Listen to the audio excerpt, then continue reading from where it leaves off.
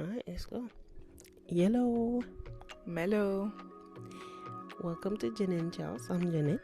And I'm Chels. And today we have really good, creepy stories for you. Stories so creepy that people had to turn the lights Who's on just people? to read them. So, wherever you're listening, you better have all the lights on. I feel But should you targeted. keep them off? I mean, I feel depends on what you're looking targeted. for. What do you mean? I mean, I did not say any names. I just said the people. It could be that the people that were commenting on the Reddit said that they needed the light to be on, and they might have called for their mommy. I just sold But myself you out. know, and after that, I have another short story also from the No Sleep Reddit. But Chelsea will have a little longer one, so she will do Yes. some.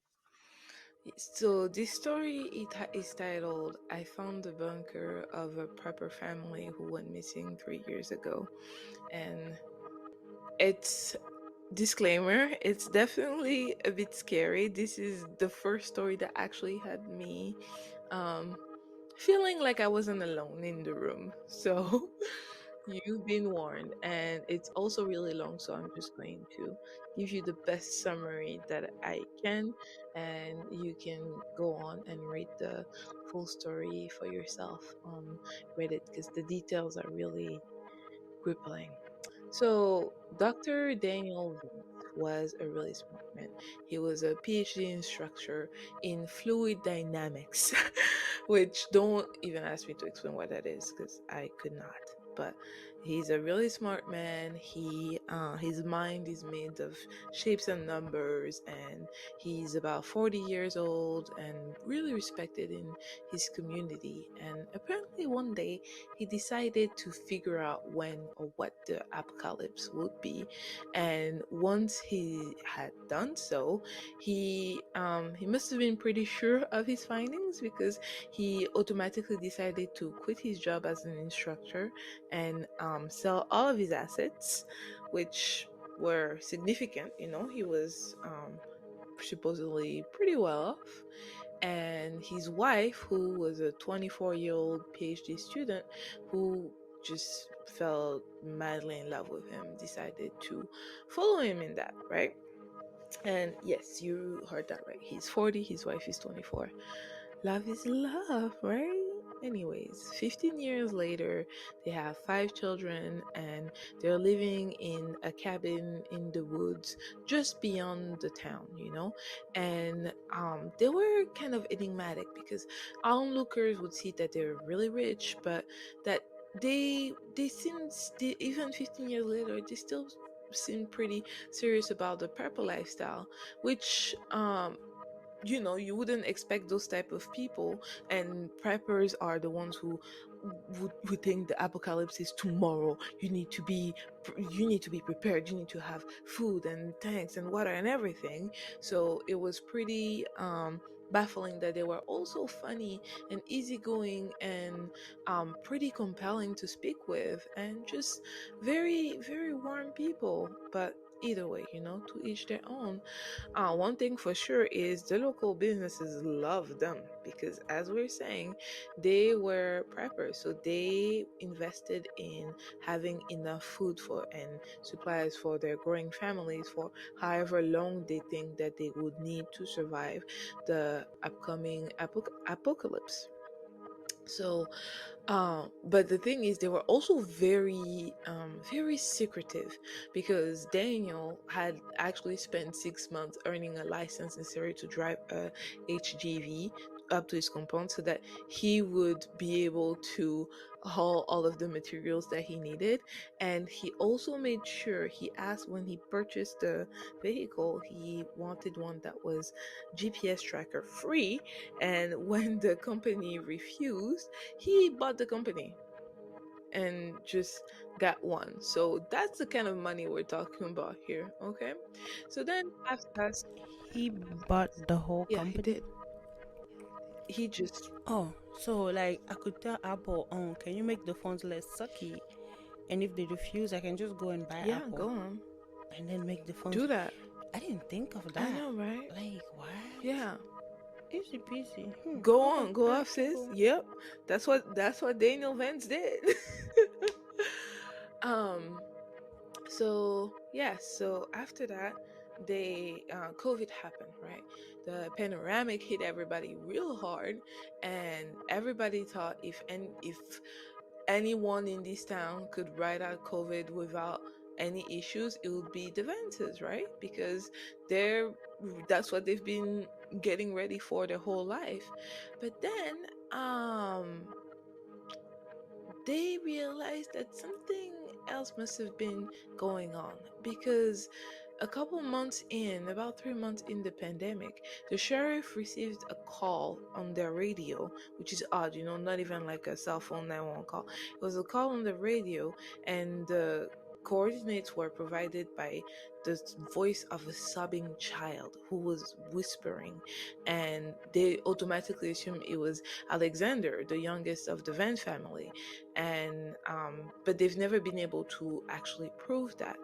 Now, when the police arrived at their property, they found that the bunker was still sealed, and it took hours for the emergency responders to cut into the door.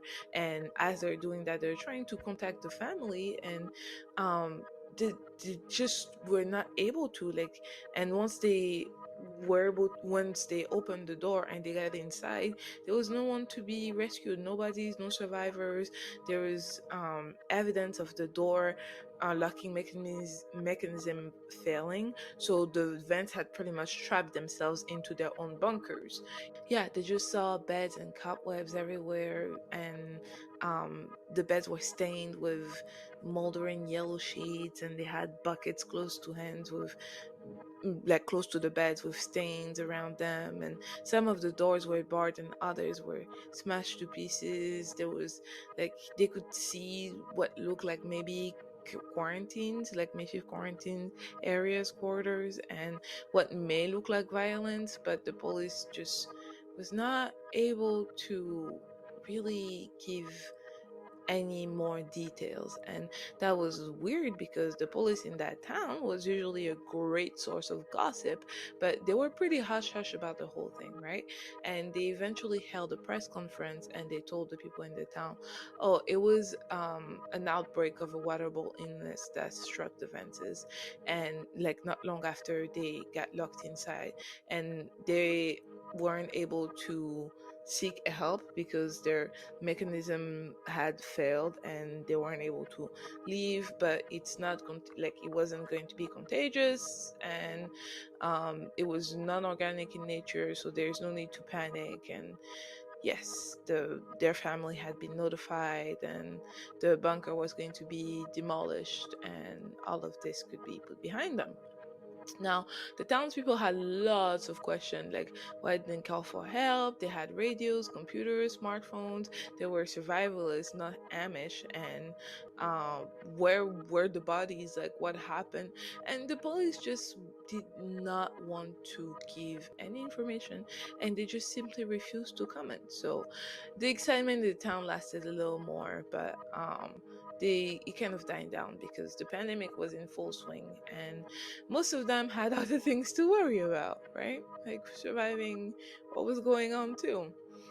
And yeah, so it just faded, and he never or the person whose point of view you were following in the story, we don't actually know his name, but we do know that he has a dog named Ripley, and he was actually taking Ripley out into the woods for just for a little stroll and stuff.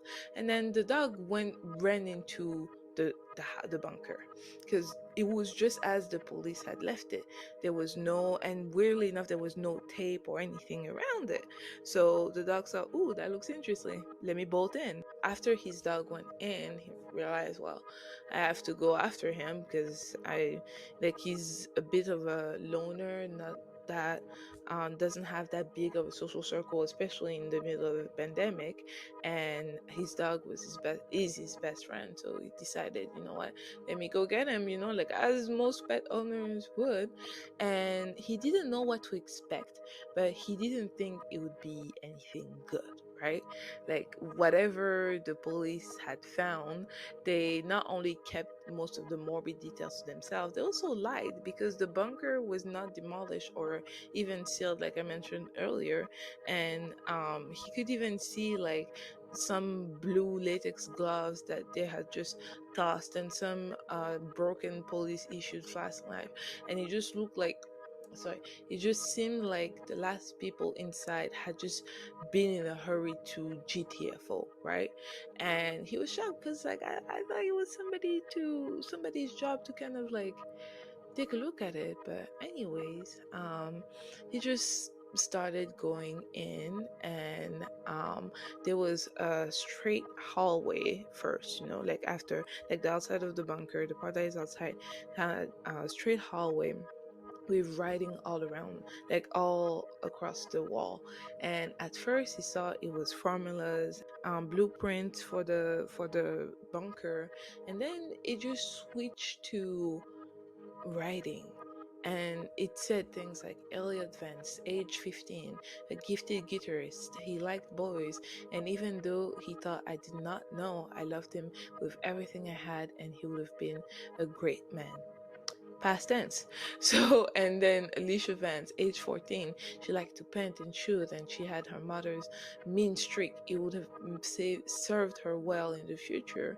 And Elijah Vance, age 8, the smartest of us all, and blah blah blah. So yeah, so he started noticing that, oh, you know what, it probably because at this point he's still, what they know is that the family passed due to some type of illness, right? So he's thinking, oh no, Daniel must have been one of the last to go, and it must have been a terrible tragedy for him to outlive his children.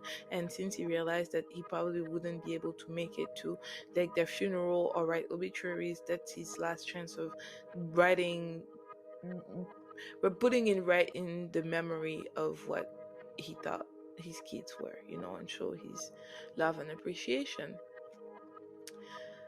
So after that, he there was a latch that opened to, because he's looking for his dog, right? And apparently it had been raining, so he followed the paw print of the dog. So he went in and he saw there was an open latch, so the dog must have fallen through because it's straight down the hallway then the latch, right? So he did that, and he entered what looked like a living quarter, like a living room area. There was a living room slash dining room. There was a table. There was like a smaller makeshift play area with like unfinished jigsaw puzzle and just little knickknacks around the room. Like some area looked like a desk, but it was also those really cool. I don't know if you've ever seen on Instagram or place those furnitures that are like a table that turns into a chair, that turns into a bed, that turns into everything you ever wanted in your life. So it was kind of like that all around. I was like, okay, yeah, it really shows that they were preparing for everything. So after, but he noticed there was this brownish, dried brownish substance all over the room, like on the seat, and he noticed the shape of like what looked like an ass, and then like a woman's waist, and like a child kind of like cuddled like in fetal position. And he wondered if it was blood, but it was too thick and brown. It just didn't ring as blood. So at that point he's just kind of really puzzled, not sure what that substance was. And he had found a glove that he wore, and he just poked his finger on one of the sofa and it cracked. So it was just way too thick, right? And then he realized, you know what, whatever it is, let me just find my dog and GTFO, because it's not like he's very into ghosts or anything, but he did the math and realized it doesn't cost a thing to just mind your business. So let me just get out of here as soon as I can, right? So, yeah, and he thought maybe it was just like when he saw like he kept seeing things around the room that looked like Daniel had tried to entertain the kids or keep up the family morale as they were sick. That really got to him, right? So he's still looking for his dog. He's not finding him. It's like, "Ah, what is it like?" And no, none of the switch worked. And he looked up and he realized that one of the reasons the police didn't worry too much about finding bodies is because they found, as he looked up, he saw a human finger lodge into one of the empty sockets. And that was not, that would not turn on with the flick of a switch. So now he's kind of intrigued, like what was it about this place that caused the police to leave and just never look back, and not even take the finger to test it or see who it belonged to in the first place. Wait, you want to tell me the police left the finger Yeah, that they found in the bunker? They yeah, just left the finger there? yeah. They just the finger was just lodged in the socket, and they just left it. So he's like, whatever it is that they saw and made them skedaddle, he's not sure, but he will not. He's not trying to find out either way. So That is just creepy it is really creepy. It and gets worse. unprofessional. hmm So at that point, he's calling his god. Yeah. At that point, he's looking for his dog still, right? He's calling him Ripley, Ripley, and he's just screaming and realizes it's like a graveyard. It just kind of mildly echoes, but he hoped to hear like the click clack of his dog, right? And he was not finding it. And then as he's just still looking around, the TV came on with a blurt that of noise that made him cry out and threw his heart up, and he almost like fell backward onto an old sleeping bag that looked like it was in the sewer for about a decade. But by the time he realized what caused the noise, he could just hear Daniel's voice coming from the TV. And Daniel was like, "Oh, I know what the issue is here.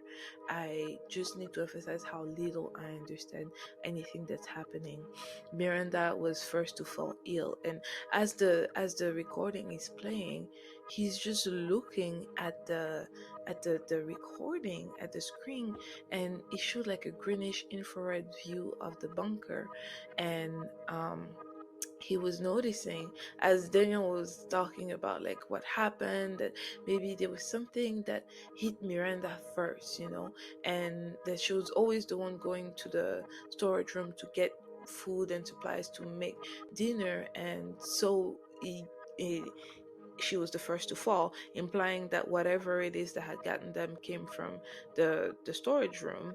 And as Daniel is explaining the recording, the guy who's watching it, looking for his dog, he noticed that the people that were on the chair behind Daniel was his family, but they were not alive. Those were just corpses. And he had taped them to the chair to try to, yeah, to kind of keep playing family. He just did not accept the fact that they were gone Oh yet. my god. And the light of the infrared camera recording reflected in their eyes, and that's the only thing that can kind of like trick your brain into acting like Thinking that they're alive. exactly. So Oh at that point, he's just scared. But towards the end of the recording, he notices that Miranda's head moved, because he had to rewind. This is like, wait, wait, wait, those two dots moved. And he looked, and he was freaked out. He just saw that, and he at that moment he thought if he turned his head back, the she was corpse gonna would be be there. there. Exactly. So, and his dog was finally like, he found his dog coming to him as the recording is finishing. And he was so relieved because he thought it was going to be a corpse, right? And he Run. was like, let's get out of here, okay? Let's be out. I don't want to be here anymore." So he grabs his dog, and remember, they came through a latch. Like there were Yeah, they had to go down and up a ladder to go back up, right? To get Mhm. out. So as he went up the ladder holding the dog, he realized that the latch has locked them in somehow, even though there was no handle. It just closed itself. He did not hear it because it was a heavy metal latch. It closed itself, and he was going to need some type of pliers or something to cut through metal to get to it, right? So Oh boy. yes, at that point he's freaking out like you are too, and he's wondering what can I do. So he remembered he saw a diagram of the bunker, and the second floor was a workshop area, you know. So the first floor was supposed to be kind of like living and sleeping quarters. The second was going to be like workshop, play area, exercise, and the third was the storage. So he's like, let me get down there and just find something to cut that latch and the lock on the latch and get out, right? So he goes down. He has flashlight. He's shaking so hard right now, which how could you not? His lungs are being filled with putrid ass smell, like just the awfulest, most heavy stench that he's ever smelled in his life. So he goes in, he finds a workbench, you know, and on there, guess what he sees first? A human arm that is decomposing. And after watching that And video, the police, again, the police was there. And it's yeah, just body parts launched all around this bunker. And they were just like, yep, yep, these people dead. Let's get out of there. That's the end of it. Like, yeah, even if you think they were attacked by something or there was a disease, like, don't they clean up the place? Or is that why they were just gonna demolish it and, like, forget about it? I think that they were supposed to demolish it and just forget about it. And yeah, it's so weird. And so then he realized that that brown stuff, because the same brown stuff was near the arm that he noticed on the furniture up there, it wasn't blood, it was liquefying flesh. And the reason why it was everywhere God, is because, Nebuchadnezzar. Did yeah, you say liquid? Oh, oh. yeah, yeah. Oh my You heard that right. Yeah. So he realized that's what it was, and Daniel must have been just moving them around, trying, because in the video he acted like they were still alive. So, um, after that, he's down. He looks around and he found the pliers. He found pliers. He found scissors that are meant to cut through wood and some other things that would kind of help him. And then, as he's getting ready to get back up, he sees something shimmering. I thought at first it was like, you know what? Maybe it's just metal. Maybe it's just a piece of metal. It's nothing. It's definitely metal. Just go up that ladder, open the Yeah. latch, and get out. Then it was That's it. PhD student, teacher, so he must have like created something. Except that thing just then had a human hand emerge from it.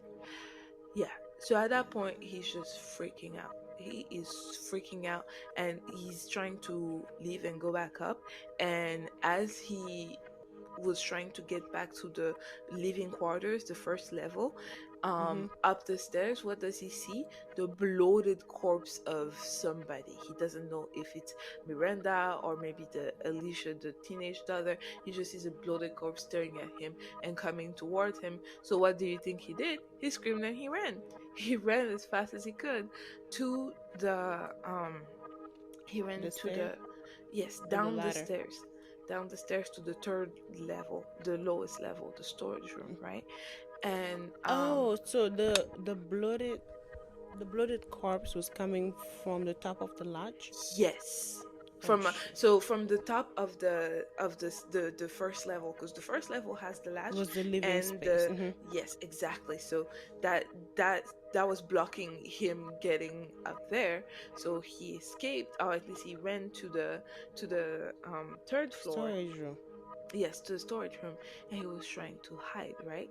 And he heard things, and he saw a door, a weird ass door that did not match the rest of the bunker, and it Mm-hmm. was about like a foot off the ground, and it was leaking stuff, but the stuff it was leaking was defying gravity, and the leak was horizontal. Hey, He's like, yeah, he did not understand. It's like, wait, that doesn't make sense. And he was also growing moss around it, as if there was water or that kind of the stuff you see around a swamp, like the so green weird definitely moss. has some humidity in it. Exactly. That's why like stuff is, Precisely. Yes. but it's dripping horizontal. Yeah. Again, a foot off the ground, dripping horizontal. Yeah. So at that Yep, point, he found it upside down. how stop spoiling stuff. Well, we're close to that because he he's with his dog, right? They're hiding in the storage room, and he heard noise around him, and he's like, you know what? F it. I just need to be able to see what's going to come for me, right?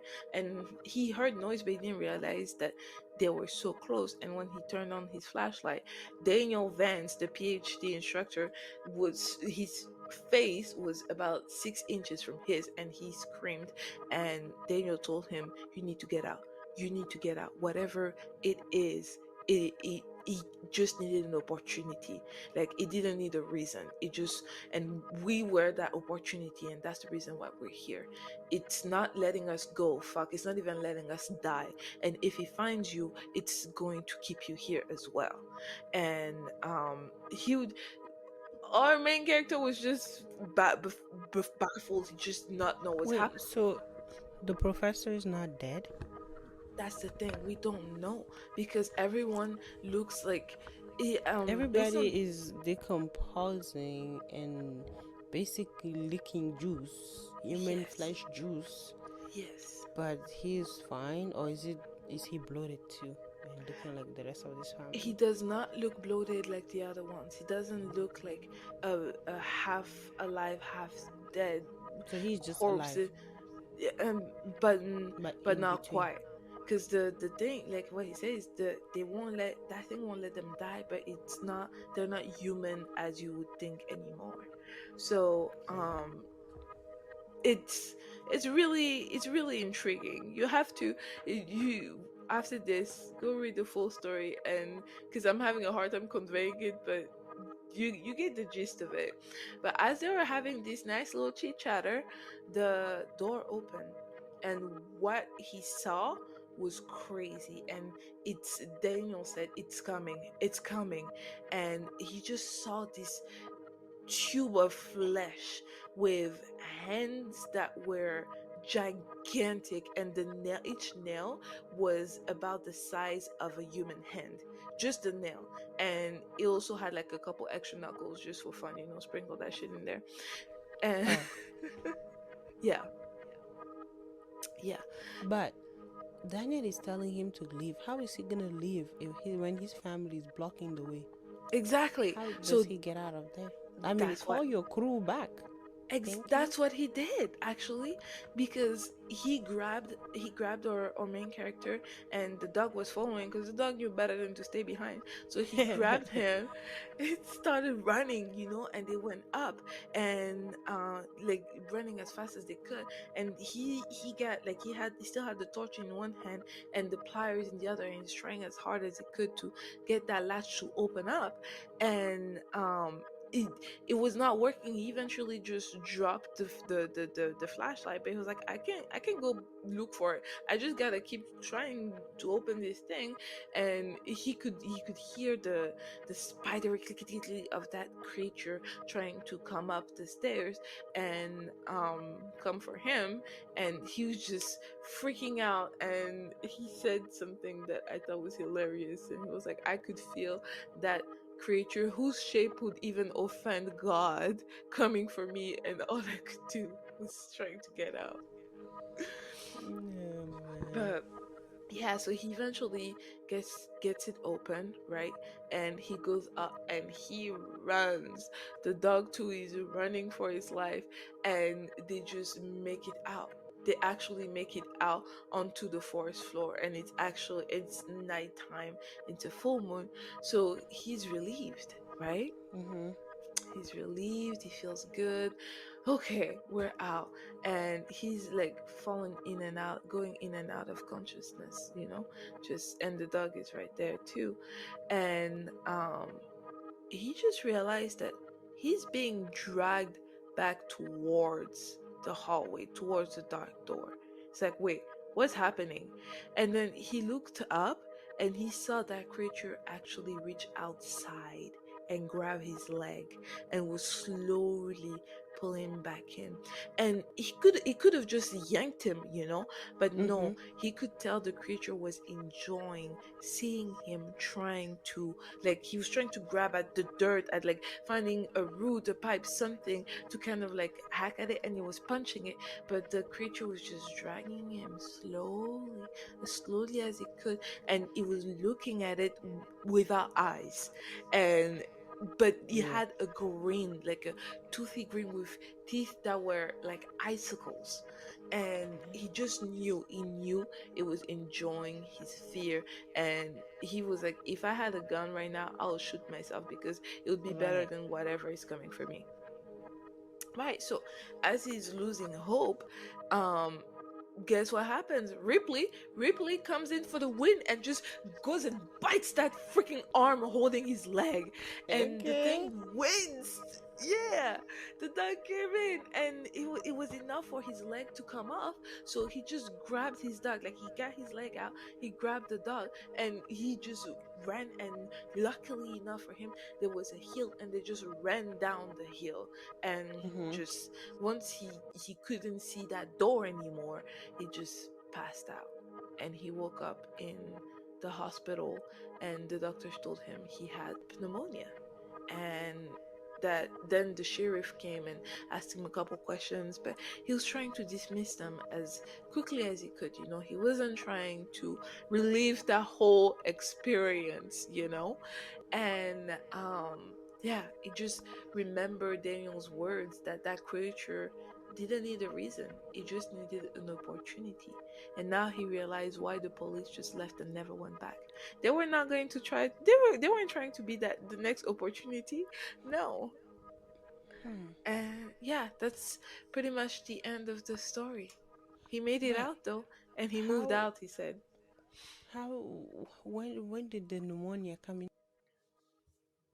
They found him. So he just woke up in the hospital, and they told him that he had pneumonia. And yeah, he was just suffering from that. So maybe it was from sleeping outside because it was a rainy day. That's what the forest was wet, or like whatever interaction he had with that creature. But yeah, that's Hmm.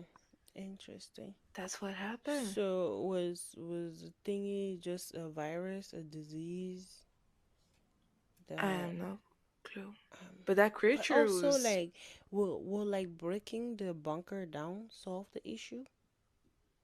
I don't Because think if so. the drip is coming horizontally and they just break the thing down, it could just open whatever gate is even wider. Exactly. Like how do So they know that will seal anything? that's why they just left it. I thought you said that it was scheduled for demolition. It was, but then he realized that the police had lied and that they never demolished it. Because it was like about 3 months, well, a couple weeks after the police said, because they, based on what the police had told them, they were going to demolish it right then and then, but they never Hmm. did. They just never went back there. And it wasn't like there was anything scheduled for it to actually happen. When they got up that hill, I wouldn't have even ran down the hill. I would have just rolled down the hill. Yeah, Okay? yeah, If it's that's down, I'll be like, listen, drop, roll. Let's go all the way stop, down. drive, and roll. That's it. Don't stop though. Mm, Just roll. man, that was crazy, insane. That was, and you should definitely go read the story because it's written in a much better way than what I just gave you. So you should could like the details of how the creature was. It's just, if I had to read it, we'll be here for like an hour and a half. So um definitely go read it. That was definitely interesting for sure. Even the dogs agree. All right, well, On to the next story. I have a no sleep story. It's a little shorter story, so it will Mm-hmm. go a little faster than this one. And the title says, "Attention shoppers, please hide at the back of the store immediately." So is this story about this family? So it's based on this woman and her kids and husband. So basically they go to Walmart to try to burn off like the kids' energy and stuff, so the kids can burn off some energy so they can come home and do sleep faster. But it just literally hasn't been going their way, because as soon as they got there, the kids started throwing tantrums over Legos and and toys and stuff. So they wanted like Hot Wheels and all that. So it was basically a disaster. So as they were in the middle of all of that, the voice overhead, like the announcer says, "Please move to the back of the store immediately." So everybody's confused, and then the voice goes back, "This is not a drill." So she glances around and she's looking at other shoppers, and there was this old lady that was just looking at the ceiling, scrunching her face, all confused, like, what the hell? And there was this other dark hair, other woman with her boyfriend, and I was wondering, they were like doing gardening supply shopping, and she's asking her boyfriend, like, "Did you hear that?" Wait, that's not even it. Mm-hmm. I lost this. I was trying to just look at the stuff. Okay. So please move to the back of the store immediately. This is not a drill. So she glances around and she sees that everybody else is confused as well. There's like this old lady like looking up the ceiling, just all confused. And there's this other woman and her boyfriend that was shopping for gardening supplies. That's just like, what the hell? And an older man comes up and he's like, "Did you hear?" And he was shopping for like tons of waters and canned food. So he says that, "Oh no, we are in the tornado watch, like one touchdown in Sewerville." "A tornado?" The woman goes, she's like, it was definitely storming outside, but it wasn't that bad. Like, it was like dark clouds earlier, but it shouldn't be like a whole tornado where there would be like a lockdown and people have to be like, you know, hiding in the back of the store of the Walmart.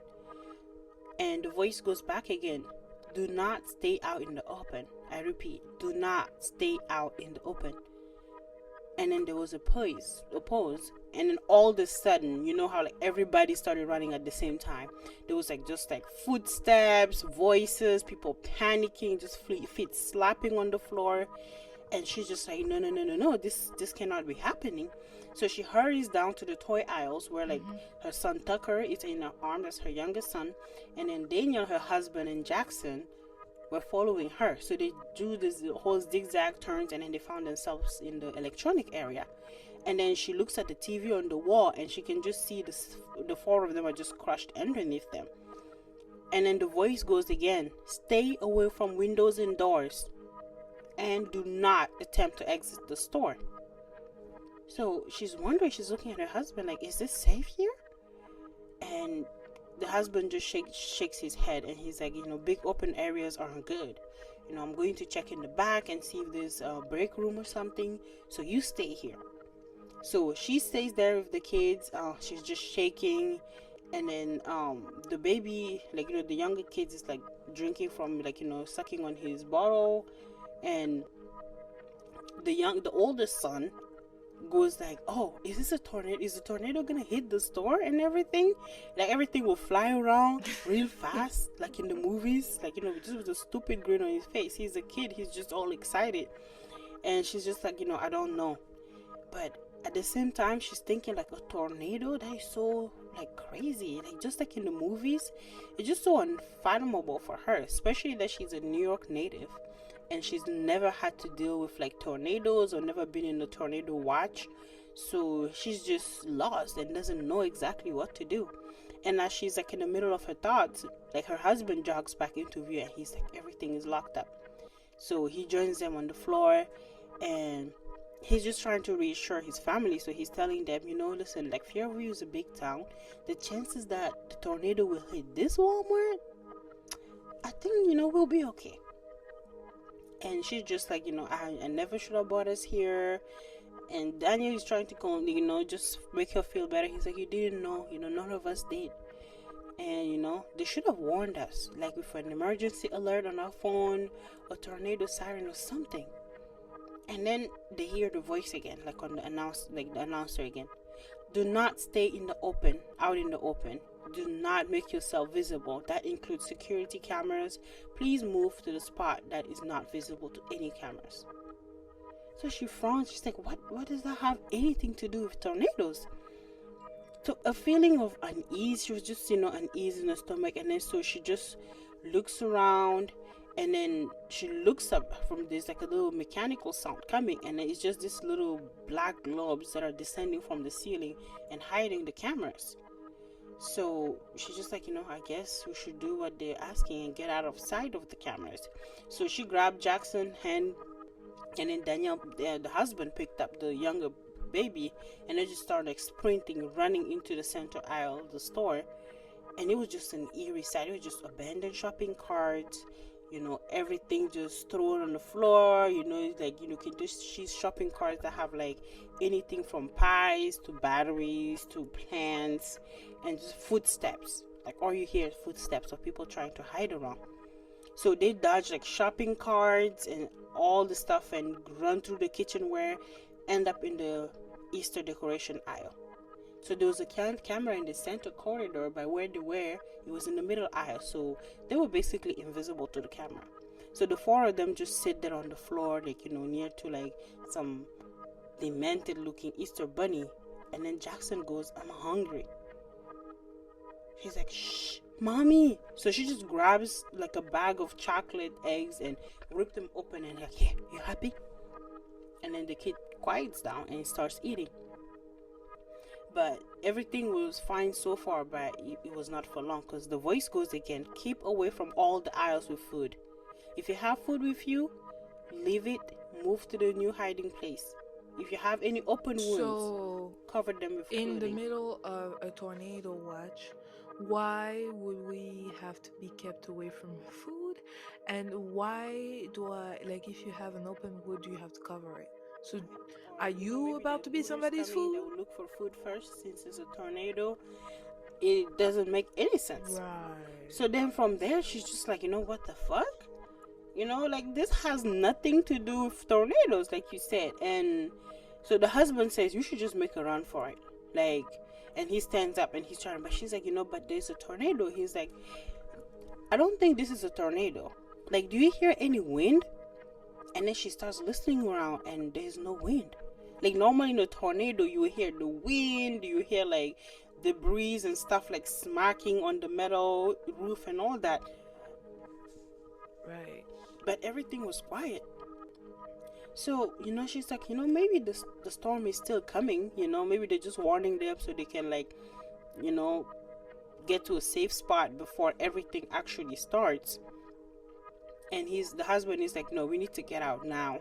So he grabbed the son's hand and then picked up the younger kid. He's like, come on, let's go.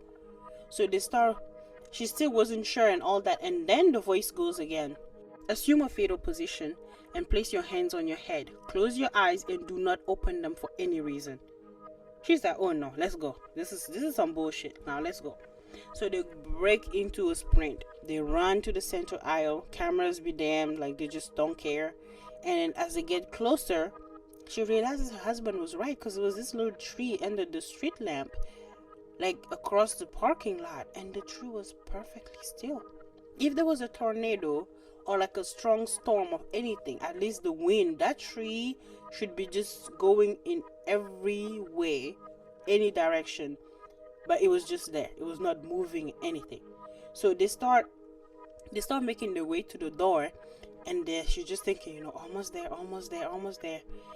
And then as they get there, the sliding doors don't open. She's like, no. So the husband starts to throw himself against the door to open the sliding doors, and he's not opening. So she's trying to put her little fingers in there to help give more momentum and open the door. Still nothing. Yeah. So they're like, oh no. The husband is like, they locked us in. So as they turn around, they see a Walmart employee that is facing away from them. So She turned around and she's like, hey, let us out. And he doesn't reply. Like, did you hear me? I don't care if there's a fucking tornado outside. Let us out. Unlock the door right now. We want to leave. The guy doesn't say anything. So all of a sudden, it was just silent. But then all of a sudden, they just heard a wet smacking sound. And she looks at the man, and he's like slightly hunched over, but still facing away from there. Like, was he eating something? And then the speaker goes again. Attention, please do not talk to any Walmart employees. She just froze, like, and then all of a sudden the smacking just stopped. And then the man began to stand, like he just places his palm like on the conveyor belt and push up, and you could see that the hand was stained with blood. So she just backed up. Her legs just started feeling like mush. Like, no. And then her husband just yanks her, come on, let's go. So they start running past like all the aisles. They get to like the clothing area, and then they just duck under like the dressing area. The husband grabs her and he's like, okay, let's go in there. So they go into one of the fitting rooms, and all four of them are just like jammed in there. So the guy, the son starts saying, Daddy. And then she just had to like crush his side and be like, tell him like really quiet, like, you listen to me very carefully. You have to be absolutely silent, like do not say a word. And the son is just terrified. Like, he looks at her, looks at the dad, and then he just nods and just stand in the corner. So the husband is like, okay, he's whispering like, I'm gonna call 911. So he gives her the younger kid, pulls out the phone to call 911, and then his facial expression is she's asking what's going on. There's no signal. All of a sudden there's no signal in the whole store, and then they hear a thump. So she grabs the son that was by the door and pulled him closer, and they hear again another thump. And then under the gap of the dressing room, there was like men's feet in black shoes, and they just slowly started taking steps towards, like a little deeper in the dressing room. And she's just whispering like, don't move, to the son. And then there's another step. Don't make a sound, please, don't move, don't. And then the younger kid, the baby, started making a soft cry. And the man just stopped in the middle of the walking. And then his feet just turned and started pointing at them. And she's just like, no. And as all of that is happening, the baby just started crying even louder. And then she was just digging her nails into her husband. She was just scared. And then all of a sudden, a hand appeared, like slowly pressed against the floor. And the hands were stained with blood. And then his knees appeared. And he started lowering himself down on down to the gap. And she's thinking, no, like could he fit under? But the gap wasn't small. It was like the stall doors to the bathrooms. So if the person flattened themselves like lower enough to the floor, they could actually fit under. So she's just there watching in horror as the person just like, as they're watching, and then the blue vest started lowering. To start seeing the blue vest because the person was getting lower to the floor. And then he put his hands through and just started like sweeping around the room, like as if it was like feeling for them. And she's just thinking, this is it. They're just gonna die today. And then he lowered his head and his face. There was something just wrong with the face. He smiled up at them with a smile that was just impossibly wide, like showing off like teeth that were stained with blood. His skin was like really pale, and there was like almost blue. And his eyes were milky white, like no pupils, no irises. And as she opened her mouth to scream, they hear, attention shoppers. And she's like, no, thinking there's gonna be another, do not do this or do not do that. And then the voice says, please make your way to the front of the store and make your final purchases. We'll be closing in 10 minutes. What? And then before she could even react, something unseen just jerked the Walmart employee out of you. Like, the strange thing was just dragging me away from the dressing room, and it was just like dragging sounds, and they were just all shaking. And Tucker, the baby, is just crying in her ears are ringing, and everybody's just so confused. So and then within 10 minutes, so she's just shakingly there. They start hearing like voices and normal like hubbub at Walmart, and voices, footsteps, shopping carts. So she's like still like all in shock and shaking. She opens the door and get out, and the store just looked completely normal. There were people lined up at the cash register placing the goods on the conveyor belt. Employees were scanning tags, printing receipts. People walked towards the glass door, and then they just did slid open. The doors were unlocked. So they slowly walked towards the exit, and she sees the old man that was telling them about the tornado earlier, and she's just like, what was that? Like, still just shaking. And he just shrugged and says, I guess the tornado missed us. What a miracle, huh? And then he just smiled and then disappeared out of the glass door into the night. And that's the What right. story? I'm still Right. waiting for I feel the like ball to the drop. story, I don't know. I feel like there's so many things that are missing. So Gaps. many plot holes and gaps. I feel like, okay, they were good at setting up all the tensions, all the questions, the unknowns, like all the little creepy things was good. The Walmart employee, like, the intensity was building up. But then in between of that, we need to actually know what's happening in the story. But there's no explanation. Something needs to actually happen. We don't know. We don't know what Yeah. happened, what could have happened, why they exactly disappeared, why they should have been video cameras. We don't know. Why they shouldn't talk to the Walmart employees? I guess because they eat people. But why are the Walmart employees eating people? Eating people. Is it something that, like, And why? skinwalkers or something that like take the shape of the Walmart employees, or are the Walmart employees Uh like huh. some type of werewolf vampire mix that just turned into that like in 10 minutes before And why closing? did they just stop? Yeah, and why did he just Like you said, is it because it's like we've been handling yeah, everybody's shit the like whole day? Right before closing, we we need to need let this yeah we steam out. need We need this to so eat we some can come people. back Okay. tomorrow, like the purge type of style. Right. Like I don't know. Because they it, could. it doesn't I make don't sense. know. Yeah.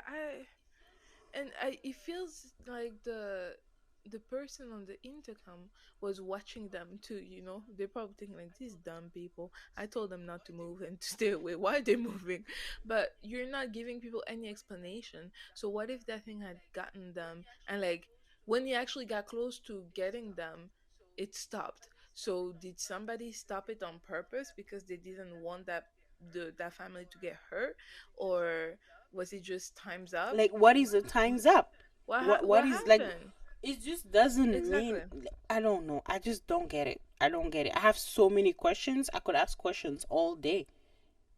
Like, it doesn't make sense. Like, what was the Mm. thing eating? Was it eating someone? Was it eating just beef from the meat Right. Was section? it just Who knows? exactly. Exactly. Like, We don't like it's kind of left open for you to pick what you prefer. Pick the most messed it's up one ending. thing, like, that's like, usually that's like, I feel like that's like lazy writing, when you're just writing and Ooh. instead of you getting an ending, you just leave an open end. That's it. Like, it's fine sometimes, like, if the story has been built up enough and you leave an open end, okay, that's good. There's an open ending. It could be anything. Is the bad guy dead or is he not dead? When you get We some don't know. closure. Right. But in this one, literally everything is open ended. Hmm. Everything is open ended. So basically, there's no story. Not the It's tornado. just emotions.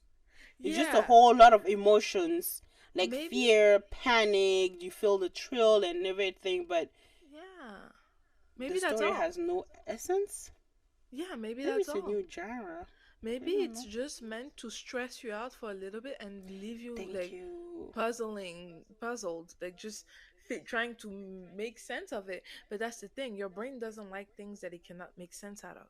You always try to find meaning into stuff. We always try as humans to find meaning into things, and when we can't, we fear it. We fear what we don't understand. So maybe that's what this is supposed to do, Yeah, to I think you're confuse making the the hell out story of you. sound good, but I don't know.